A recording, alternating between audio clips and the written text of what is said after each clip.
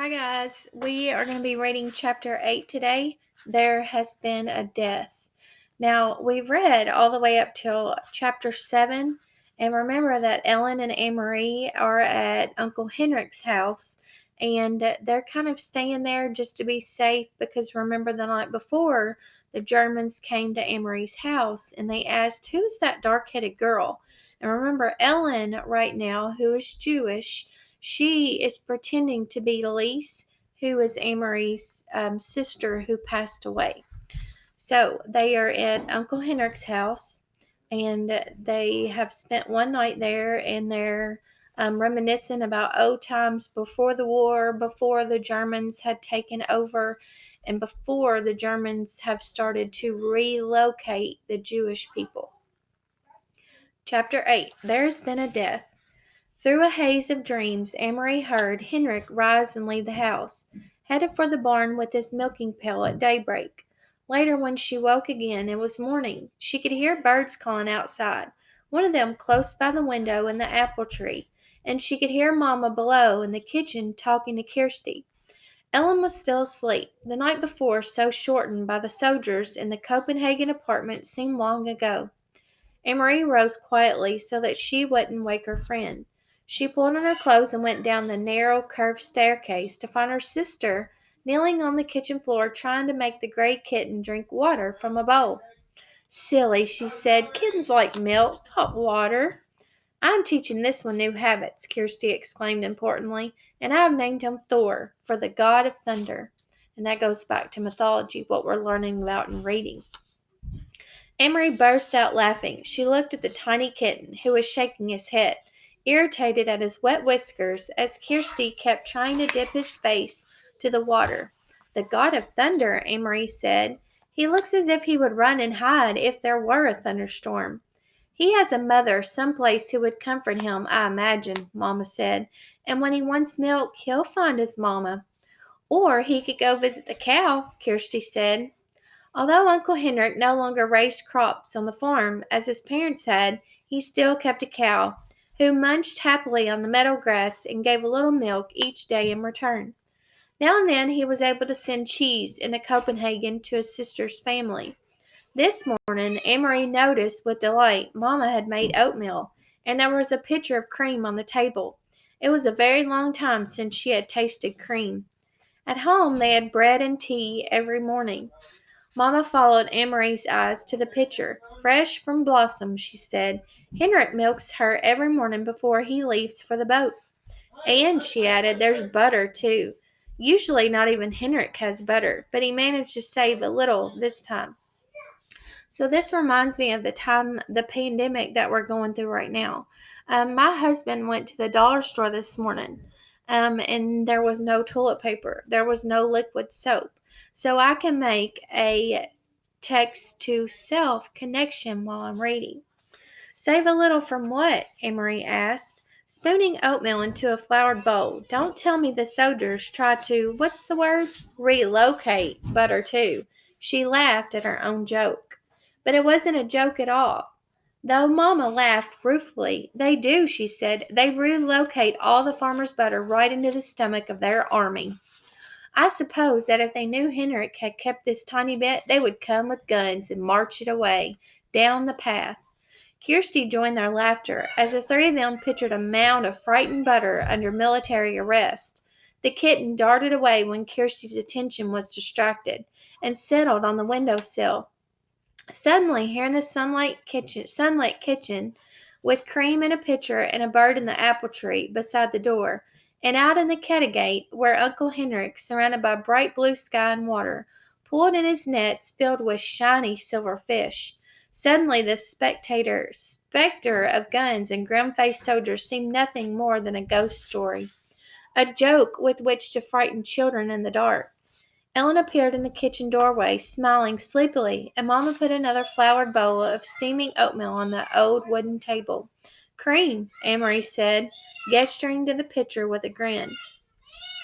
All day long the girls played out of doors under the brilliant, clear sky and sun.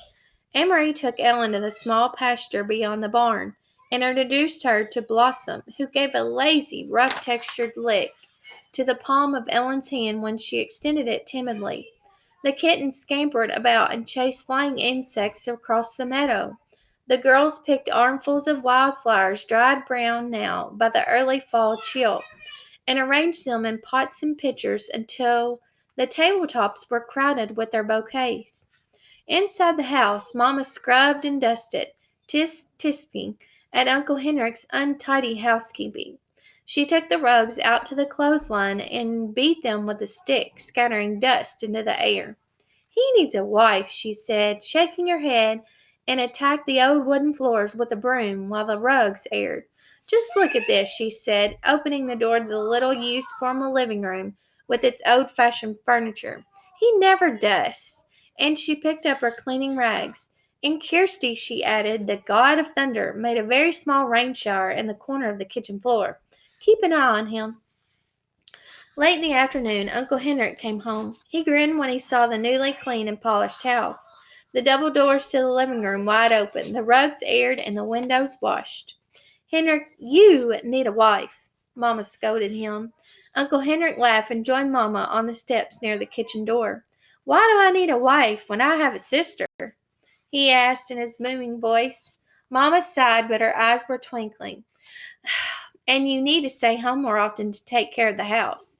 This step is broken, and there's a leaky faucet in the kitchen, and Henrik was grinning at her, shaking his head in mock and dismay. And there are mice in the attic, and my brown sweater has a big moth hole in the sleeve, and if I don't wash the windows soon, they laughed together. Anyway, Mamma said, I have opened every window, Henrik, to let the air in, and the sunlight. Thank goodness, it's such a beautiful day. Tomorrow will be a day for fishing, Henrik said, his smile disappearing. Anne-Marie, listening, recognized the odd phrase.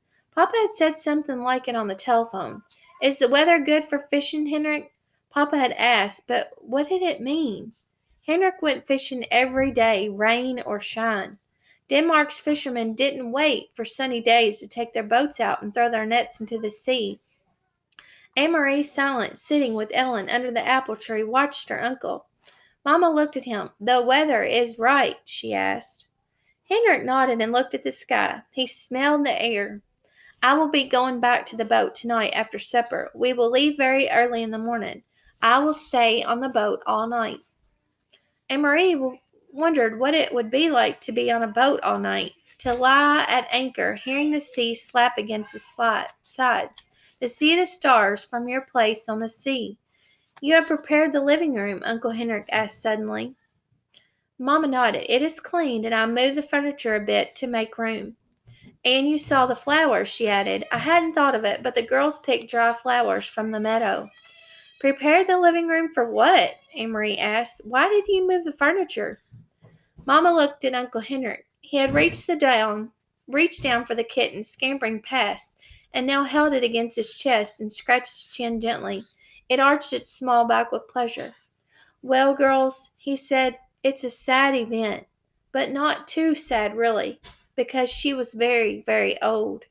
There has been a death, and tonight your great-aunt Bertie will be resting in the living room in her casket before she's buried tomorrow. It's the old custom, you know, for the dead at rest at home and their loved ones to be with them before the burial. Kirsty was listening with a fascinated look. Right here, she asked. A dead person. Right here? Anne-Marie said nothing. She was confused. This was the first she had heard of a death in the family. No one had called Copenhagen to say that there had been a death. No one had seemed sad. And, most puzzling of all, she had never heard the name before. Great Aunt Bert? Surely she would have known if she had a relative by that name. Kirsty might not. Kirsty was little and didn't pay attention to such things. But Anne-Marie did.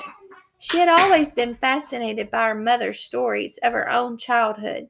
She remembered the names of all the cousins, the great aunts and uncles who had been a tease, who had been a grouch, who had been such a scold that her husband had finally moved away to a different house, though they continued to have dinner together every night. Such wonderful, interesting stories, filled with colorful personalities of her mother's family. And Anne-Marie was quite quite certain, though, she said nothing. There was no Great Aunt Bert. She didn't exist. All right, guys. So, who do you think Great Aunt Bert is? Do you think they're lying? Do you really think they would put a dead person that they don't know in their Uncle Henrik's house? Or remember how her dad called Uncle Henrik and was kind of talking in codes, like to bring the extra carton of cigarettes, but there wasn't any cigarettes. So maybe, perhaps, they're talking in code. We'll find out. Come back tomorrow and we'll read chapter 9. Bye, guys. Hope you enjoyed the book so far. I've been loving your comments.